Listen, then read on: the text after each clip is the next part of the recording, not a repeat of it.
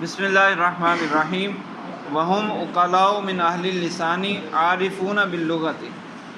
کل جاہز کی دلیل پیش کرتے ہوئے یہ ذکر کیا تھا کہ کفار نے نبی کریم صلی اللہ علیہ وسلم کی خبر کے بارے میں یہ کہا کہ افطرا اللہ کذباً ام بہ جنہ، اور ام بہ جنہ سے مراد نہ تو صدق ہے نہ کذب، تو ثابت ہوا کہ ایک خبر ایسی بھی ہوتی ہے جو لا صدق لا کذب ہوتی ہے۔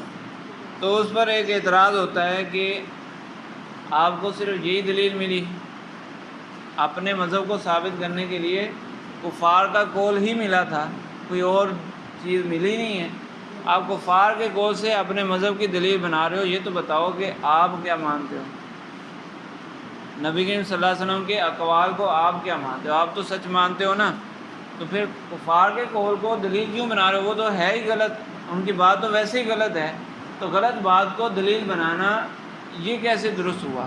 تو اس کا جواب دے رہے ہیں کہ ان کے عقیدے کے مطابق نہیں دلیل بنایا گیا، یہ نہیں دیکھا گیا کہ ان کا عقیدہ ہے تو وہ ایک اچھا عقیدہ ہے یا اس کی بھی کوئی حیثیت ہے لہذا اس سے دلیل پکڑی جائے، ایسا کچھ نہیں ہے۔ یہ صرف اس اعتبار سے دلیل بنایا کہ کہنے والے اہل لسان تھے، اہل لسان تھے، وہ اپنی زبان کو اچھا جانتے ہیں، اچھے طریقے سے جانتے ہیں۔ اس معاملے سے ہٹ کر کہ انہوں نے کس کے بارے میں کیا کہا، کس کے بارے میں یہ بات کی، اس سے ہٹ کر ہم دیکھ رہے ہیں کہ وہ اہل لسان ہیں، ان کے نزدیک ایک تیسری قسم بھی پائی جاتی ہے، خبر کی ایک تیسری قسم پائی جاتی ہے جو صدق بھی نہیں ہے اور کذب بھی نہیں ہے، لا صدق لا کذب۔ تبھی تو انہوں نے اس خبر کو، نبی کریم صلی اللہ علیہ وسلم کی خبر کو اس میں شامل کیا۔ اگر ان کے ہاں، اہل لسان کے ہاں عربی زبان میں خبر کی دو ہی قسمیں ہوتی ہیں تو پھر ان کا قول فاسد ہوتا۔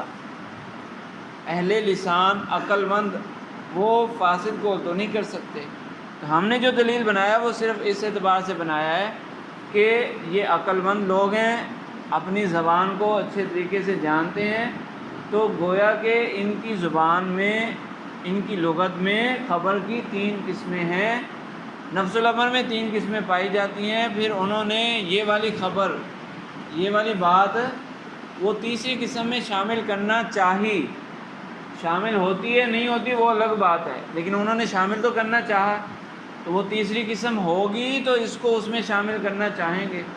اگر تیسری قسم ہو ہی نہ، خبر کی تیسری قسم نہ ہو تو پھر اس کو شامل کیسے کر سکتے ہیں؟ تو ہم نے محض اس اعتبار سے دلیل بنائی ہے کہ ان کفار نے نبی کریم صلی اللہ علیہ وسلم کی خبر کو تیسری قسم میں شامل کرنا چاہا، اگرچہ ان کا شامل کرنا غلط ہے، ان کا یہ کام غلط ہے، لیکن شامل کرنا چاہتے تھے۔ اس کے لیے لازم کیا ہے کہ تیسری قسم موجود ہو، تو گویا کہ ان کے وہ تیسری قسم کے قائل ہیں۔ تو ہم نے یہ جو دلیل پیش کی ہے وہ صرف اس اعتبار سے پیش کی ہے کہ وہ تیسری قسم کے قائل ہیں، نہ کہ اس اعتبار سے کہ انہوں نے نبی کریم صلی اللہ علیہ وسلم کی بات کو جھٹلایا۔ تو جب اس اعتراض کا جواب دے رہے ہیں کہ وہم عقلاء من اہل اللسان، یہ جو کہنے والے ہیں یہ عقل مند بھی تھے، عقل تو رکھتے تھے، اور اہل لسان بھی ہیں، عارفون باللغت، لغت کو اچھے طریقے سے جانتے ہیں۔ فیجب ان یکون من الخبر، جب یہ لغت کو اچھی طرح جانتے ہیں اور انہوں نے نبی کریم صلی اللہ علیہ وسلم کی خبر کو تیسری قسم میں شامل کرنا چاہا، تو فیجب ان یکون من الخبر ما لیس بصادق ولا کاذب، تو لازم ہے کہ ایک قسم ہونی چاہیے، خبر کی ایک تیسری قسم ہونی چاہیے جو لا صدق اور لا کذب ہے۔ کیوں؟ لیکون ھذا منہ بزعمہم، تاکہ یہ خبر، نبی کریم صلی اللہ علیہ وسلم کی خبر، ان کے گمان کے مطابق، ان کی کوشش کے مطابق اس تیسری میں شامل ہو جائے، اگرچہ نفس الامر میں یہ والی خبر بالخصوص یہ خبر تیسری قسم میں شامل نہیں ہوتی کہ یہ تو سچی ہی سچی ہے۔ نبی کریم صلی اللہ علیہ وسلم نے جو جنت دوزخ کی آخرت کی خبریں دیں وہ سچی ہیں، نفس الامر میں تو سچی ہیں، لیکن ان کے گمان کے مطابق تیسری میں شامل تبھی ہوگی جب تیسری قسم بنائیں گے۔ تو ہم نے دلیل محض اس اعتبار سے دی ہے کہ ان کے نزدیک ایک تیسری قسم تھی، ان کے نزدیک خبر کی تیسری قسم تھی۔ اب یہ اس میں شامل ہو یا نہ ہو، تیسری قسم کا وجود ختم ہوگا؟ تیسری قسم کا وجود تو ختم نہیں ہوگا، تو اس لیے یہ دلیل بنانا درست ہے۔ لیکون ھذا منہ بزعمی وان کان صادقا فی نفس الامر، اگرچہ حقیقتاً ہم بھی مانتے ہیں کہ نبی کریم صلی اللہ علیہ وسلم نے جو خبریں دیں وہ سچی ہیں، نہ تو جھوٹی ہیں اور نہ لا صدق لا کذب ہیں۔ یعنی جو کفار نے دو احتمال بتائے نا کہ یا تو کذب ہے یا لا صدق لا کذب ہے، تو ہم نہ اس میں مانتے ہیں نہ اس میں مانتے ہیں۔ حقیقت کے اعتبار سے بھی اور ہمارے اعتقاد کے اعتبار سے بھی یہ دونوں میں شامل نہیں ہے، یہ تو صدق ہی صدق ہے، لیکن دلیل اس اعتبار سے نہیں، دلیل محض تیسری قسم کو ثابت کرنے کے لیے۔ ٹھیک ہے، اب آگے پھر ایک اور اعتراض کا جواب دے رہے ہیں۔ فعلما ان الاعتراض، ایک اور اعتراض ہوتا ہے کہ کہہ رہے ہیں کہ اب اسی تقریر سے وہ اعتراض بھی دور ہو گیا۔ اعتراض یہ ہوتا ہے کہ آپ نے کہا کہ جو ام بھی جنہ ہے، ام بھی جنہ، اس سے کذب مراد نہیں ہے کیونکہ یہ کذب کا قسیم ہے، تو یہ لا کذب ہو گیا، اور صدق بھی مراد نہیں ہے، کیوں کہ وہ صدق کا اعتقاد نہیں رکھتے تھے، لہٰذا یہ کیا ہو گیا؟ لا صدق۔ تو کسی اعتراض کرنے والے نے اعتراض یہ کیا کہ اگر وہ صدق کا اعتقاد نہیں رکھتے تھے تو پھر یہ خبر لا صدق کیسے ہوئی؟ اعتقاد کی بات تھوڑی ہے، صرف اعتقاد کو تھوڑی دیکھا جائے گا۔ ان لوگوں نے یہ اعتقاد رکھا نا کہ یہ خبر صدق نہیں ہے، نبی کریم صلی اللہ علیہ وسلم کی خبر سچی نہیں ہے، تو ان کے نزدیک تو چلو زیادہ سے زیادہ یہ کہ ان کے نزدیک لا صدق بن گیا، تو حقیقت میں یہ لا صدق بنتا ہے کہ ان کے اعتقاد سے باقیوں کو ماننا لازم ہے، سب کے لیے یہ لا صدق ہو گیا، سب کے لیے تو لا صدق نہیں بنے گا، تو پھر اس کو اپنے مذہب کے لیے دلیل بنانا جائز کا یہ درست نہیں ہے۔ تو کہہ رہے ہیں فعلما ان الاعتراض بانہ لا یلزم من عدم اعتقاد الصدق، کہہ رہے ہیں کہ اگر انہوں نے صدق کا اعتقاد نہیں رکھا تو اس سے یہ لازم نہیں آتا عدم الصدق کہ یہ خبر لا صدق ہے، یہ لازم نہیں آتا، یہ خبر لا صدق ہے یہ لازم نہیں آتا، ان کے اعتقاد نہ رکھنے سے یہ لازم نہیں آتا کہ یہ لا صدق ہے۔ کیوں؟ لأنہ لم یجعل عدم اعتقاد الصدق دلیلا علی عدم کونہ صادقا، کیونکہ جاہز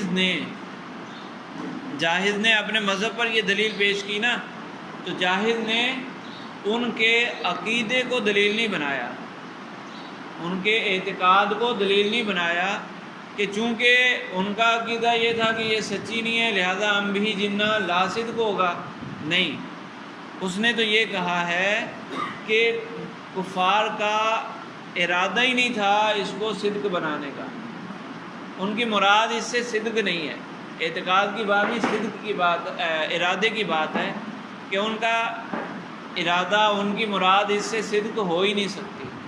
تو وہی بات کہ جو پچھلے اعتراض کے جواب میں دے دی نا کہ اصل ہے تیسری چیز کو ثابت کرنا، خبر کی تیسری قسم کو ثابت کرنا، تو تیسری قسم تھی، تو اب انہوں نے ارادہ کیا کہ یہ جو خبر ہے وہ صدق میں نہ جائے بلکہ لا صدق میں جائے، یہ خبر نبی کریم صلی اللہ علیہ وسلم والی خبر صدق میں نہ جائے بلکہ لا صدق لا کذب میں جائے، تو یہ ان کا ارادہ تھا، تو اس ارادے کو دلیل بنایا نہ کہ ان کے اعتقاد کو، تو ارادے کو دلیل بھی ڈائریکٹ نہیں بنایا بلکہ اس اعتبار سے کہ ان کا ارادہ تبھی درست ہوگا جب پہلے سے تیسری قسم ثابت ہوگی. ٹھیک ہے. تو فرماتے ہیں کہ لِأَنَّهُ لَمْ يَجْعَلْ عَدْمَ اعتقاد الصدق دلیلاً علی عدم کونہ صادقا، کہ جاہد نے ان کے صدق کا اعتقاد نہ رکھنے کو دلیل نہیں بنایا کہ یہ خبر صدق نہیں ہے، بل علی عدم ارادتہم کونہ صادقا علی ما قررنا، بلکہ جاہد نے اس کو دلیل اس اعتبار سے بنایا کہ وہ اس سے صدق مراد ہی نہیں لیتے تھے، جیسا کہ ہم نے تفصیل ذکر کر دی. والفرق ظاہر، اور دونوں باتوں میں فرق بالکل واضح ہے. دونوں باتوں میں فرق واضح ہے کہ ایک یہ صدق کا اعتقاد رکھنا اور ایک ہے صدق کا ایک عدم صدق کا اعتقاد، صدق نہ ہونے کا اعتقاد، اور ایک ہے صدق نہ ہونے کا ارادہ کرنا، مراد غیر صدق لینا. اس میں اور غیر صدق کا اعتقاد اس میں فرق ہے. تو اس اعتراض کا جواب ہو گیا.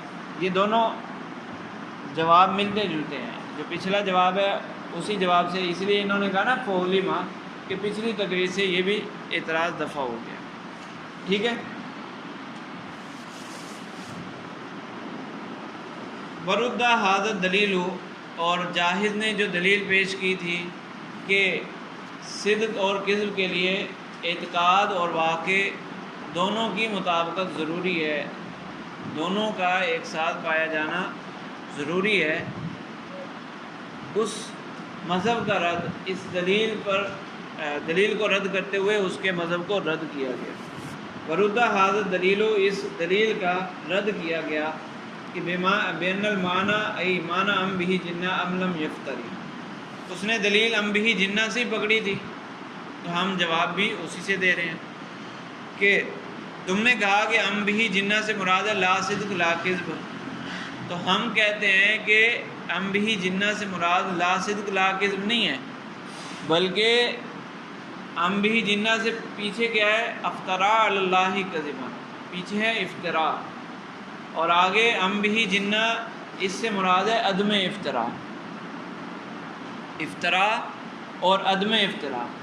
اور افطرا اور عدم افطرا یہ دونوں قسمیں ہیں کذب کی، کہ افطرا ہوتا ہے کذب عن عمد، جان بوجھ کر جھوٹ بولنا، اور عدم افطرا جھوٹ تو ہے لیکن جان بوجھ کر نہیں ہے.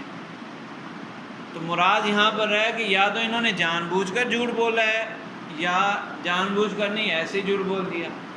تو کہنا یہ تھا کہ افطرا کیا یا افطرا نہیں کیا، کہنا یہ تھا، لیکن اس کی جگہ جنون کو ذکر کر دیا. کیوں؟ کیونکہ جنون میں بھی تو افطرا نہیں ہوتا، عمد نہیں ہوتا. مجنون کیا کوئی عمد ہوتا ہے؟ تو مجنون اگر جھوٹ بولے گا وہ بھی بغیر عمد کے، اور ان کا مقصود کیا تھا؟ بغیر عمد کے جھوٹ. تو یا تو یوں کہہ دیتے کہ افطرا اللہ کذباً ام لم یفتری، بل کذبا ایسے ہی جھوٹ بولا ہے، یا تو یوں کہہ دیتے. تو انہوں نے مختصر لفظوں میں یہ کہہ دیا کہ ام بہ جنہ، کہ افطرا اللہ کذباً، یا تو انہوں نے جان بوجھ کر جھوٹ بولا ہے یا جان بوجھ کر تو نہیں جھوٹ بولا، جھوٹ ہے جان بوجھ کر نہیں، ایسے ہی بس جھوٹ بول دیا. تو جواب یہ دیا گیا کہ اس کا معنی یہ ہے، ام بہ جنہ کا معنی یہ ہے کہ ام لم یفتری، کہ یا جان بوجھ کر جھوٹ نہیں بولا. فعبر عنہ یا عبر عنہ ای ان عدم الافتراء بالجنتی، تو اس کو جنون کے ساتھ تعبیر کیا گیا، عدم افطراء کو، لم یفتری کو بیان کیا گیا کس لفظ کے ذریعے؟ جنہ سے، ام بہ جنہ سے. کیوں؟ لأن المجنون یلزمہ ان الافتراء ان اللہ افطراء لہ، کیونکہ مجنون میں لازم ہے کہ اس میں کوئی عمد نہیں ہوتا. مجنون میں عمد نہیں ہوتا. جنون ہے کیا؟ جنون کا مطلب ہی یہی ہے کہ عقل اپنی حالت پر نہ ہو. تو مجنون کے پاس کوئی بھی عمد نہیں ہوتا، قصد نہیں ہوتا. تو چونکہ جنون میں قصد نہیں پایا جا رہا، جنون کے لیے لازم ہے کہ وہاں قصد نہ ہو. تو ذکر ایک لفظ کیا اور مراد اس سے لازمی معنی لیا، یہ تو درست ہے. ایک لفظ بولا جائے اور اس سے لازمی معنی مراد لیا جائے، یہ تو کوئی غلط بات نہیں ہے نا۔ تو اسی طرح یہاں پر ہوا ہے کہ افطرا ام لم یفتری، یہ اصل مقصود ہے۔ لأنه الكذب عن عمد ولا عمد للمجنون، کیونکہ افطرا جو ہوتا ہے وہ جان بوجھ کر جھوٹ ہوتا ہے اور مجنون کا کوئی عمد نہیں ہوتا۔ والثانی لیس قسیما للکذب، اور جب اس سے مراد یہ لے لیں گے ام بھی جنہ سے مراد عدم افطرا لے لیں گے، تو جاہز نے کہا تھا کہ ام بھی جنہ سے مراد لا صدق اور لا کذب ہے۔ ہم کہتے ہیں کہ اس سے لا صدق لا کذب نہیں ہے۔ اس نے دلیل یہ دی تھی کہ یہ کذب نہیں ہو سکتا کیونکہ یہ کذب کا قسیم ہے، اور صدق بھی نہیں ہو سکتا کیونکہ صدق ان کی مراد ہی نہیں ہے۔ تو ہم کہتے ہیں کہ یہ کذب کا قسیم نہیں ہے، ایک ہے کذب مطلق اور ایک ہے کذب عن عمد۔ تو یہ ام بھی جنہ یہ مطلق کذب کا قسیم نہیں ہے، بلکہ کس کا قسیم ہے؟ کذب عن عمد کا قسیم ہے، خاص کا قسیم ہے۔ اور جو خاص کا قسیم ہو لازم نہیں ہے کہ وہ عام کا بھی قسیم ہو۔ جو خاص کا قسیم ہے اس کے لیے یہ لازم نہیں ہے کہ وہ عام کا بھی قسیم ہو، بلکہ وہ عام کی قسم بھی بن سکتا ہے، عام کی ایک قسم بھی بن سکتا ہے، عام کا فرد بھی بن سکتا ہے۔ خاص کا قسیم ہے لیکن عام کا فرد ہے۔ حیوان خاص ہے اور حیوان عام ہے، انسان خاص ہے، اور فرس انسان کا قسیم ہے لیکن اس عام حیوان کا ایک فرد ہے۔ والثانی لیسا قسیما للکذب، یہ ثانی جو ہے ام بھی جنہ جس کو تم نے کہا کہ یہ کذب کا قسیم ہے تو ہم نہیں مانتے، یہ کذب کا قسیم نہیں ہے، بل لما ہوا اخص منہ، بلکہ کذب سے جو چیز خاص ہے اس کا قسیم ہے، اور وہ خاص کیا ہے؟ آنی الافتراء، کذب سے جو خاص ہے، مطلق کذب سے خاص وہ ہے افطرا، کیونکہ اس میں ایک قید لگی ہوئی ہے نا، افطرا کا مطلب ہے کذب عن عمد، ٹھیک ہے۔ تو جب یہ مراد ہے فیکون ھذا حصرا للخبر الکاذب فی نوعہ، تو اب جب یہ خاص کا قسیم ہوا تو اس کا مطلب یہ ہوا کہ یہ کذب عن غیر عمد ہے، پیچھے عمد ہے تو یہاں غیر عمد ہوگا، اور یہ دونوں قسمیں بنیں گی کس کی؟ کذب کی۔ تو گویا کہ کفار نے یہ کہا کہ نبی کریم صلی اللہ علیہ وسلم کی بیان کردہ خبر یہ سچ تو ہو ہی نہیں سکتی، پکی بات ہے کہ یہ جھوٹ ہے، لیکن جھوٹ کی پھر دو صورتیں ہیں، جھوٹ کی دو حالتیں ہیں، ان میں سے کوئی ایک ہو سکتا ہے۔ تو انہوں نے نبی کریم صلی اللہ علیہ وسلم کی جھوٹ کو نبی کریم صلی اللہ علیہ وسلم کی خبر کو جھوٹ میں منحصر کیا، جھوٹ کی دو قسموں میں منحصر کیا کہ جھوٹ تو ہے لیکن جھوٹ کی دو قسموں میں سے ہمیں نہیں پتہ کہ کون سا ہے، یا تو یہ ہے یا یہ ہے۔ فیکون ھذا حصرا للخبر الکاذب فی نوعہ، لہذا یہ جو کافروں نے حصر کیا ہے یہ جھوٹ کی دو قسموں میں حصر کیا ہے، نہ کہ کذب اور لا صدق لا کذب میں حصر ہے، ٹھیک ہے۔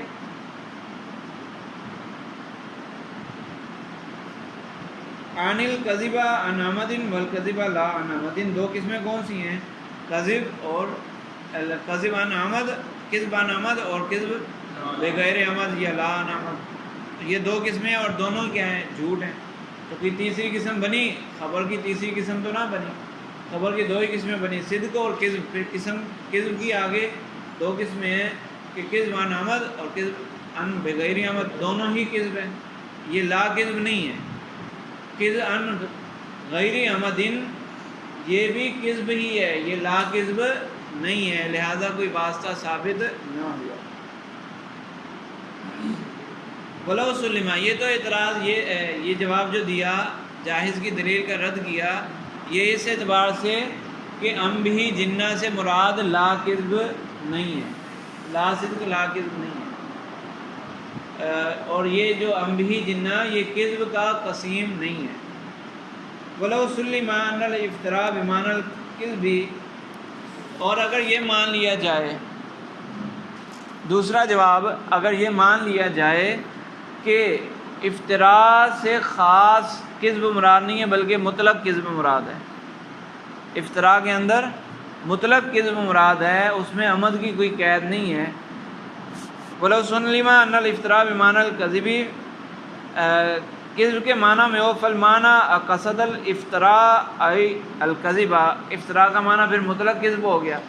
ام لم یقصد بل کذب بلا قصد، تو پھر معنی آیت کا یہ بنے گا جب افطراء کے اندر، افطراء کے مفہوم میں عمد کی قید کو معتبر نہ مانا جائے، یعنی کوئی بندہ کہتا ہے کہ یہ تو تم قید اضافہ کر رہے ہو، حالانکہ ایسا نہیں ہے، افطراء کا مطلب بس مطلقاً کذب ہے، تو پھر بھی اس آیت کا جواب یہ ہے کہ چونکہ ام ہی جنہ ہے اور مجنون میں عمد نہیں ہوتا، تو وہاں سے ہمیں یہ سمجھ آ رہا ہے کہ کفار کے کہنے کا مطلب یہ ہے کہ افطرا ای قصد الافطراء، افطرا جو انہوں نے کہا تو اس کا مطلب ہے اس کا مطلب یہ ہوگا قصد الافطراء ام لم یقصد، یا انہوں نے نبی کریم صلی اللہ علیہ وسلم نے جھوٹ بولنے کا قصد کیا یا قصد نہیں کیا، تو بات پھر بھی وہی ہے کہ لا صدق لا کذب، تو اس سے ثابت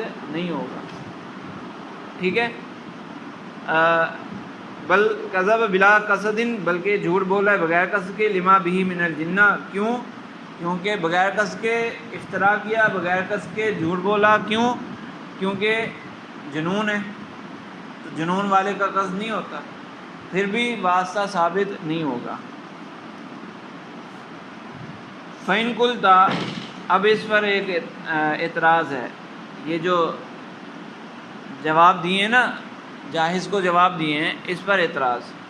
فَإِن قُلْتَ، اگر کوئی اعتراض کرتے ہوئے یوں کہے کہ الافتراء هو الکذب مطلقاً، کہ پہلا جو تم نے جواب دیا کہ افطراء کا معنی ہوتا ہے کذب عن عمد، تو یہ تم اپنی طرف سے معنی کر رہے ہو، ایسا کوئی معنی نہیں ہے، افطراء کا معنی تو مطلقاً کذب ہوتا ہے، تو پہلا جواب تمہارا درست نہیں ہے۔ والتقیید خلاف الاصلی، اور دوسرا جواب دیتے ہوئے ولو سلمہ سے جو تم نے جواب دیا اس میں تم نے مانا کہ افطراء کو مطلقاً کذب میں لے لیں، تو پھر تم نے کہا کہ وہاں قصد معتبر ہے، قصد کی قید ہے، تو یہ قید تم کہاں سے لگا رہے ہو؟ والتقیید خلاف الاصلی، کلام کو مقید کرنا یہ اصل کے خلاف ہے۔ جو کلام سیدھا سیدھا کلام ہو اس میں قید کیوں لگائی جائے؟ اصل تو یہی ہے کہ المطلق یجری علی اطلاق ہی، مطلق اپنے اطلاق پر جاری رہتا ہے، تو قید لگانا بغیر ضرورت کے یہ درست نہیں ہے۔ اور دوسرا یہ کہ قید لگانے کے لیے کوئی دلیل چاہیے ہوتی ہے، تو کیا دلیل ہے تمہارے پاس جو تم قید لگا رہے ہو؟ دوسرے جواب میں تم نے قید لگائی نا، قصد الافطراء ام لم یقصد، قصد کیا یا قصد نہیں کیا، تو والتقیید خلاف الاصل فلا یصار الیہ بلا دلیل، بغیر دلیل کے کوئی قید نہیں لگائی جا سکتی کیونکہ یہ اصل کے خلاف ہے۔ فالاولیٰ، تو دونوں جوابوں پر اعتراض کر دیا، جو جاہز کا رد کیا تھا ان دونوں ردوں پر اعتراض کر دیا اور آگے مشورہ بھی دے دیا۔ فالاولیٰ، اس کہنے والے نے مشورہ بھی دے دیا کہ جاہز کا جواب دیتے ہوئے یوں بھی تو کہا جا سکتا ہے، بہتر یہ ہے کہ یوں کہا جائے۔ وہ کیا کہا جائے کہ ان المعنی افطرا ام لم یفتری بل بھی جنہ، کہ انہوں نے افطرا کیا یا افطرا نہیں کیا، افطرا نہیں کیا بلکہ ان کے ساتھ جنون ہے۔ وکلام المجنون لیس بخبر، اور مجنون کا کلام تو خبر ہوتا ہی نہیں ہے۔ جاہز کو یوں بھی جواب دے سکتے ہیں کہ جو تم کہہ رہے ہو ٹھیک ہے، تمہاری بات اپنی جگہ ٹھیک کہ افطرا سے مراد کذب ہے، اور انبہی جنہ سے صدق اور کذب مراد نہیں ہے، تو ہم بھی مانتے ہیں کہ صدق اور کذب مراد نہیں ہے، لیکن وہ اس لیے نہیں کہ خبر کی تیسری قسم ہے، بلکہ اس لیے کہ مجنون کی خبر تو خبر ہی نہیں ہوتی، خبر ہوگی تو پھر صدق و کذب میں جائے گی نا، تو مجنون کی بات تو خبر ہوتی نہیں ہے، تو پھر صدق و کذب میں کیسے جائے گی؟ ٹھیک ہے، تو جواب دینے میں بہتر یہ کہ یوں کہا جائے کہ آیت کا معنی یہ ہے کہ افطرا ام لم یفتری بل بھی جنہ، کہ انہوں نے یا تو جھوٹ باندھا ہے، جھوٹ بولا ہے، یا جھوٹ نہیں بولا کیونکہ ان کے ساتھ جنون ہے۔ وہ کلام المجنون لیسا بخبر، اور مجنون کا جو کلام ہوتا ہے وہ تو خبر ہوتا ہی نہیں ہے۔ لأنه لا قصد له يعتد به ولا شعور، لہذا کیوں مجنون کا کلام خبر کیوں نہیں ہوتا؟ کیونکہ اس کو کوئی سمجھ نہیں ہوتی، اس کو کوئی شعور نہیں ہوتا، اس کے پاس کوئی عقل نہیں ہوتی۔ خبر کہتے ہیں ایک شے کو دوسری شے کے لیے ثابت کرنا، یا ایک شے کی دوسری شے سے نفی کرنا، یہی خبر ہوتی ہے نا۔ تو اس کا قصد ہوگا، اس کے پاس کوئی شعور ہوگا تو وہ ایک شے کو دوسرے کے لیے ثابت کرے گا، یا ایک شے کی دوسرے سے نفی کرے گا، تبھی خبر بنے گی۔ تو اس کے پاس عقل ہی نہیں ہے تو ثبوت یا سلب کہاں سے آئے گا؟ تو پھر خبر کہاں سے بنے گی؟ تو خبر ہی نہیں ہے، مجنون کا کلام خبر ہی نہیں ہے۔ فلا یثبت، جب مجنون کا کلام خبر نہیں ہے تو فلا یثبت خبر لا یکون صادقا ولا کاذبا، تو یہ جو واسطہ جاہز ثابت کر رہا ہے یہ واسطہ ثابت ہی نہیں ہوگا۔ جب خبر ہی نہیں ہے تو پھر لا صدق لا کذب کہاں سے آئے گا؟ لا صدق لا کذب جاہز کے نزدیک خبر کی ہی ایک قسم ہے نا، تو جب یہ خبر ہی نہیں بنی تو لا صدق لا کذب کہاں سے آئے گا؟ تو یہ کوئی کہنے والا اس طرح کہہ سکتا ہے تو اس کو جواب دے رہے ہیں علامہ تفتزانی رحمہ اللہ۔ دو اعتراض کیے نا، دونوں اعتراضوں کا جواب۔ پہلا اعتراض اس نے کیا کہ افتراء کا معنی کیا ہوتا ہے؟ افتراء کا معنی مطلق کذب ہوتا ہے۔ جو تم نے کہا کہ کذب عن عمد، یہ درست نہیں ہے۔ اس کا جواب کہہ رہے قلت کفا دلیلا فی التقیید نقل ائمۃ اللغۃ واستعمال العربی، کہ تقیید کذب افتراء کے اندر کذب کے ساتھ عمد کی قید لگانا، چاہے وہ داخلی قید ہو یا خارجی قید ہو۔ ہم نے جو دو جواب دیے تھے، ایک داخلی قید لگائی تھی، ایک خارجی قید لگائی تھی۔ یعنی پہلے معنی ہی یہی کیا، افتراء کا معنی ہی کیا کذب عن عمد، اور دوسرا افتراء کا مطلق معنی لیا اور قید اپنی طرف سے خارج سے لگا دی، خارجی قید لگا دی۔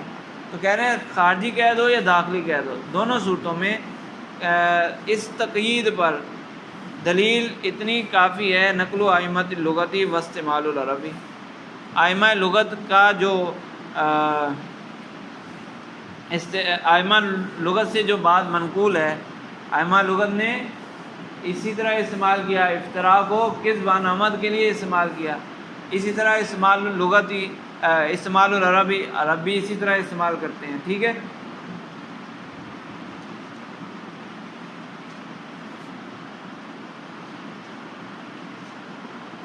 تو چاہے داخلی قید لگاؤ چاہے خارجی قید لگاؤ، دونوں صورتوں میں یہ بات درست ہے، یہ عمد والی قید لگانا یہ درست ہے، لہٰذا تم اعتراض نہیں کر سکتے۔ تم نے کہا تھا کہ یہ بغیر دلیل کے یہ بات درست نہیں ہے۔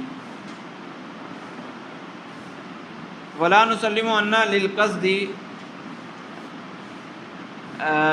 وشعوری مدخلا فی خبریت الکلامی، اور یہ جو اولا اس نے مشورہ دیا تھا، اعتراض کرنے والے نے مشورہ دیا تھا کہ جاہز کو یوں بھی جواب دیا جا سکتا ہے، تو اس کا بھی رد کر رہے ہیں کہ یہ تم نے عجیب و غریب جواب دے دیا، وہ جاہز کوئی بچہ تھوڑی ہے، وہ بھی تو امام ہے نا لغت میں، اس کا بھی ایک مرتبہ ہے، تو اس کو ایسا جواب دیں گے جو وہ مان بھی لے۔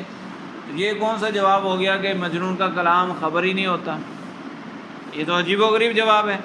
ولا نسلم ان للقصد وشعور مدخلا فی خبریت الکلام، کہہ رہے ہیں کہ یہ تم نے کہاں سے نہیں بات نکال لی کہ جو جس بندے کے پاس شعور ہوگا، جس کے پاس عقل فہم ہوگی، وہی کلام کرے گا تو اس کو خبر بنائیں گے، یہ کہاں سے قید نکالی؟ فَإِنَّ قَوْلَ الْمَجْنُونِ أَوِ النَّائِمِ أَوِ السَّاهِي، چاہے مجنون ہو، چاہے کوئی سویا ہوا ہو، چاہے کوئی بھول گیا ہو، بھول کر کوئی بولے، کیا بولے؟ زید قائم، زید قائم جب بولے گا کلام، یہ کلام ہے، یقینی طور پر کلام ہے، لیس بِإِنشَاءٍ، یہ انشاء نہیں ہے، فَيَكُونُ خبراً، یہ خبر ہی ہوگا. جب انشاء نہیں ہے، تم بھی مانتے ہو یہ انشاء نہیں ہے، تو کلام کی تو دو ہی قسمیں ہیں، خبر اور انشاء.